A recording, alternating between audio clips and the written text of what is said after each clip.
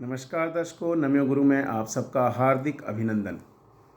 आज आपके सामने उपस्थित हुआ हूँ करवा चौथ का विषय लेकर।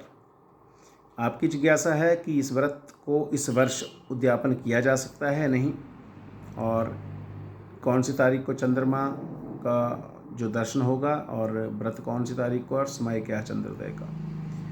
तो इन सभी प्रश्नों के मैं सिंपल और साधारण जवाब दूंगा पहले, और उसके बाद जो जिज्ञासा बस चीज़ों को गहनता से समझना चाहते हैं उनके लिए आगे का वीडियो साथ में होगा। तो शॉर्टकट में मैं अपने फॉलोअर्स के लिए जो जानकारी चाहते हैं उनको सीधा सीधा बताऊं कि 20 तारीख को अक्टूबर महीने की 2024 रविवार के दिन यह व्रत होगा, और सुबह सूर्योदय से पहले ही आप अपनी सर्गी इत्यादि ग्रहण करके पूजा करके व्रत प्रारंभ करेंगे। पूरा दिन व्रत रखकर शाम को 5 बजे के आसपास से पूजन का समय है। आप वहाँ से पूजन करके जितना भी समय अपना लगाना है लगाइए। फिर 7:50 से चंद्र दर्शन होना शुरू हो जाएंगे। अलग अलग शहरों में समय अलग अलग है, इसलिए 7:50 से लेके 8:35 के बीच में आपको लगभग सभी को, जो ओवरऑल इंडिया में, आपको चंद्र दर्शन हो जाएंगे। और चंद्रमा का दर्शन करके वहाँ उनको अर्घ्य दे के, चंद्र अर्घ्य के बाद पति को दर्शन करके, पति के दर्शन के साथ व्रत की संपूर्णता करें, और अपने संस्कार, अपने विचार, अपने जो रिवाज हैं, जो रीति रिवाज हैं, उनके अनुसार इस व्रत को संपूर्ण करें। इससे आपका निश्चित रूप से मंगल होगा और आपकी जो कामनाएं हैं वो पूर्ण होंगी। बाकी आप सभी जानते हैं कि इस व्रत का क्या प्रभाव है, क्यों किया जाता है, ये सारा आप अच्छे से बेहतर तरीके से जानते हैं। अब रही बात जिज्ञासा की उनकी जो इस व्रत के बारे में डीपली समझना चाह रहे हैं, तो चतुर्थी तिथि का क्षय हुआ है। इस वर्ष चतुर्थी तिथि को कोई दिन ही नहीं मिला है सूर्योदय का, मतलब चतुर्थी तिथि में कोई भी सूर्योदय नहीं हुआ। जो रविवार का सूर्योदय है 20 तारीख का, वो तृतीया तिथि में है, और जो सोमवार का सूर्योदय है वह पंचमी तिथि में है। तो चतुर्थी तिथि को कोई भी सूर्योदय नहीं मिला है, इसलिए लॉजिकली चतुर्थी तिथि का इसको बोलते हैं क्षय हो गया, तिथि क्षय होना। अब तिथि क्षय होने पर वो व्रत या वो उद्यापन या वो नियम वहाँ पे लॉजिकली एप्लीकेबल नहीं होते हैं, जिनको सूर्य के अधिकार के अनुसार किया जाता है। और आपका करवा चौथ का व्रत जो है वो चंद्रमा की प्रधानता में होता है। इसमें चंद्रमा को अर्घ होता है, इसमें चंद्रमा विशेष देवता के रूप में पूजे जाते हैं। इसमें शिव, पार्वती, कार्तिकेय, इनका पूजन होता है। चंद्रमा का विशेष पूजन होकर फिर पति का पूजन होता है। तो इस तरह से यह व्रत जिन जिन अधिकारों को लेकर आगे चलता है उसके अनुरूप इस वर्ष इस व्रत को करने में कोई शंका नहीं है। बस ये होगा कि आप जो अपना व्रत प्रारंभ कर रहे होंगे उस समय तृतीया तिथि होगी, और उसके बाद सूर्योदय भी तृतीया में उदय हो जाएगा, और 6:47 20 तारीख को उसके बाद जो तिथि शुरू होगी वो चतुर्थी तिथि होगी। और सूर्योदय मोस्टली भारत के सभी शहरों में 6:05-7 से लेकर 6:30 से 35 के बीच में हो जाएगा। तो 6:05 से 6:35 के बीच में सूर्योदय हो चुका होगा, और जो सूर्योदय हुआ होगा वो तृतीया तिथि में ही हुआ होगा, इसलिए सूर्योदय कालीन तिथि जो गिनी जाएगी वो तृतीया ही गिनी जाएगी। अब इस चिंतन के अंदर जब सूर्योदय कालीन कोई कार्य करना होता है तो वो तृतीय तिथि का ही कंसीडर होगा, चतुर्थी का नहीं।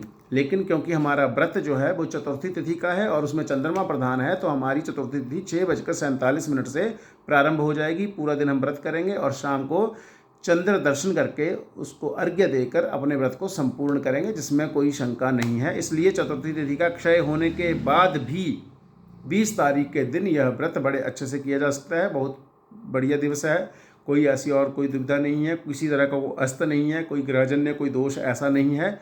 इसलिए यह व्रत बाकी नियमों के अनुसार सब सही है। उद्यापन के लिए इसलिए थोड़ा सा कहा जा रहा है कि उद्यापन में सूर्योदय का भी अधिकार हो तो ज़्यादा अच्छा रहता है, इसलिए उद्यापन के लिए आप अगले वर्ष के करवा चौथ को कंसीडर कर सकते हैं। इस वर्ष उद्यापन का विचार न करके सिंपली व्रत करें और अच्छे से अपने इस पर्व को मनाएं, इसमें कोई संदेह नहीं है। यह व्रत ऐसा नहीं है कि ये कोई अभी मतलब हमारे इस कलयुग की ही टाइम से चला हुआ, ये व्रत वैदिक काल से और पहले से है, लेकिन अलग अलग काल में इसका अलग अलग विचार था।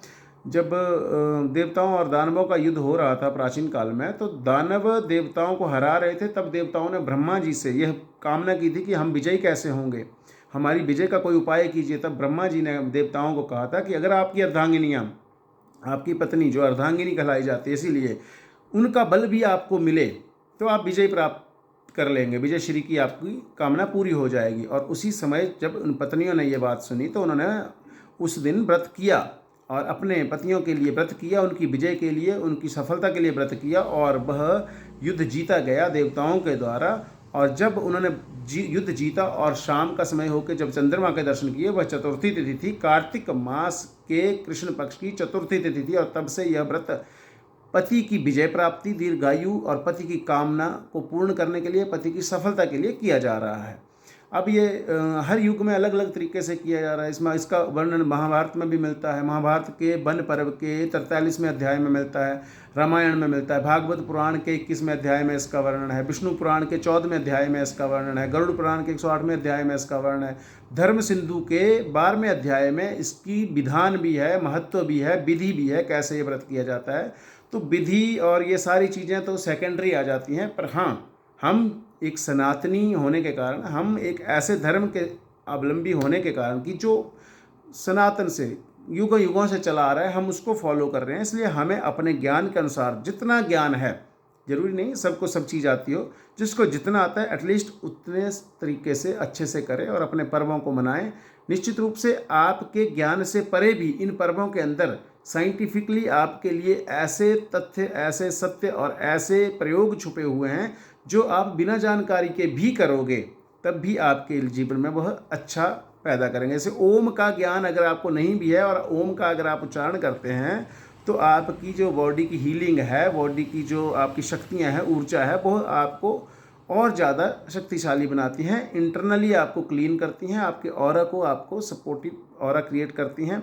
तो कहने का भाव ये है कि ये नहीं जरूरी, ये ऐसा नहीं है कि आप किसी चीज़ के बेसिकली हर पहलू को, हर अर्थ को जानते हो तभी उसका पूरा लाभ ले सकते हैं। हमारे ऋषि मुनियों का यही एक सुंदर तरीका था कि अगर आपको उसका लॉजिकल और साइंटिफिक और अन्य पहलू समझ नहीं भी आ रहा है, तब भी वो आपके जीवन में उस क्रम को इस तरीके से ढाल देते थे कि आप बस उसको करते चले जाओ और उसका लाभ ले लो, क्योंकि फल की प्राप्ति ही मुख्य उद्देश्य होता है हर कार्य का। कोई भी कार्य जो है उसकी क्रिया से ज़्यादा उसके फल को चिंतन किया जाता है कि हमें क्या फल मिल रहा है, और आपको इससे जो फल मिलेगा वो आपकी क्रिया अगर बिल्कुल परफेक्ट है तो अलग बात है, नहीं भी है तो इस तरीके से ऐसे नियम बनाए गए हैं कि आप उस जितना आपको ज्ञान है उतने ज्ञान से भी अपने कर्म को करेंगे तो निश्चित रूप से अच्छा फल प्राप्त करेंगे। तो आप सभी को अपने इन त्योहारों की, जो आ रहे हैं त्यौहार, बहुत सारे त्यौहार आएंगे, अभी ये त्योहारों का ही सीजन है, इन सब की मंगल कामनाएं। किसी प्रकार की शंका हो तो आप मैसेज करें, प्रयास करूंगा आपकी सभी जिज्ञासाओं को शांत करने का। धन्यवाद।